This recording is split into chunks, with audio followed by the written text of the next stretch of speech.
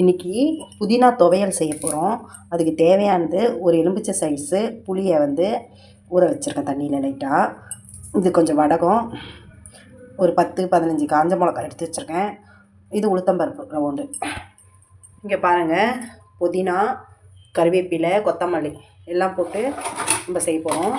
இங்கே கொஞ்சம் பூண்டும் இஞ்சும் வச்சுருக்கேன். இப்போ செய்யறது பார்க்கலாம் ஃப்ரெண்ட்ஸ். இங்கே பாருங்கள், இப்போ தாளிக்கிறதுக்கு நல்லெண்ணெய் ஊற்றுறேன். நல்லெண்ணெய் ஊற்றிட்டு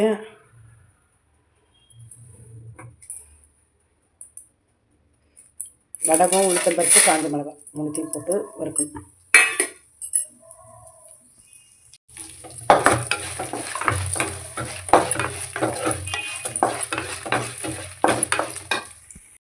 இது பாருங்க, காஞ்ச மிளகாய் வறுத்துட்டு எடுத்துட்டேன். இப்போ உளுத்தம்பருப்பும் வடகமும்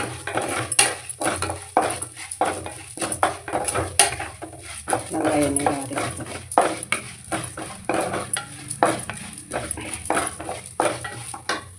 பொன்னிறமாக வறுத்துட்ட பிறகு இதை வானலேருந்து கொட்டிக்கணும். அங்கே வறுத்து கொட்டிக்கிறது பார்த்திங்கன்னா, இப்போ இந்த பூண்டு இஞ்சியை இந்த எண்ணெயிலே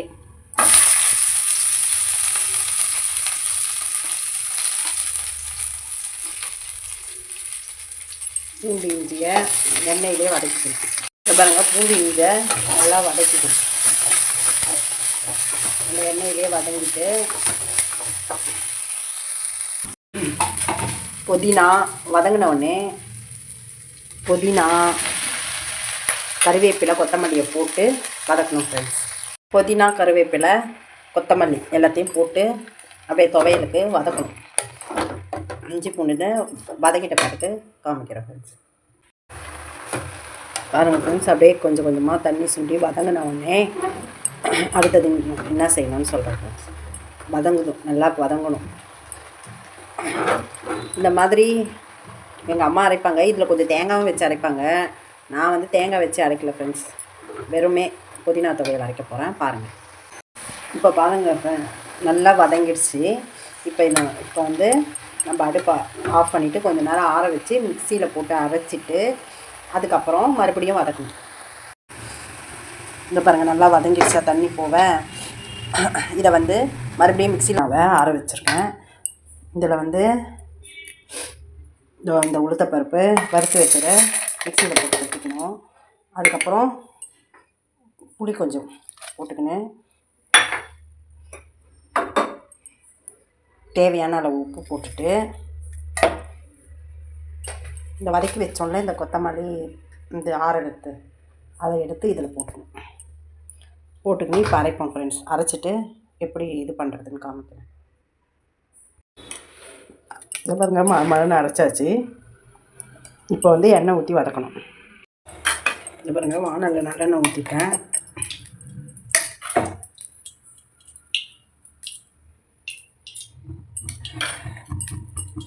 நல்லெண்ணெய் ஊற்றிட்டு இதை இதில் போட்டு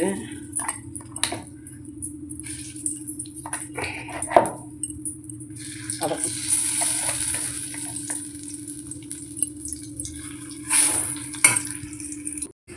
இப்படி வதக்கணும்.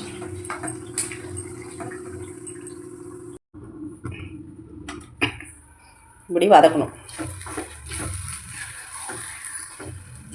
துவையல் வதக்கி நல்லெண்ணெய் ஊற்றி வதக்கணும் ஃப்ரெண்ட்ஸ்.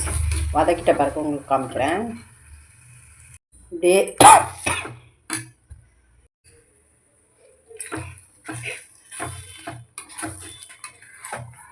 எண்ணெய் பிரிய வதக்கணும். எண்ணெயை பிரிய வதக்கி சூப்பரான வாசனையில் நமக்கு ஒரு புதினா துவையல் ரெடி ஆகிடுச்சு ஃப்ரெண்ட்ஸ்.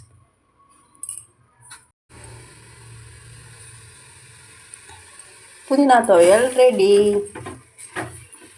பாருங்கள், ஹெல்த்தியான புதினா துவையல். இப்படியும் மேலே எண்ணெய் பிரிஞ்சு பாருங்கள். இந்த ஸ்டேஜில் உங்களுக்கு எண்ணெய் எவ்வளோ வேணுமாலும் ஊற்றினாலும் துவையல் கெடாமல் சூப்பராக இருக்கும். பாருங்கள், இந்த ஸ்டேஜில் நிறுத்திக்க வேண்டியது தான். இட்லி, தோசை, தயிர் சாதம், புளி சாதம், இது கூட ஹெல்த்தியானது. கறிவேப்பிலை, கொத்தமல்லி, புதினா எல்லாம் இருக்குது. பாருங்கள், ஹெல்த்தியான ஒரு துவையல் ரெடி ஃப்ரெண்ட்ஸ். புதினா துவையல் ரெடி. பாருங்கள்.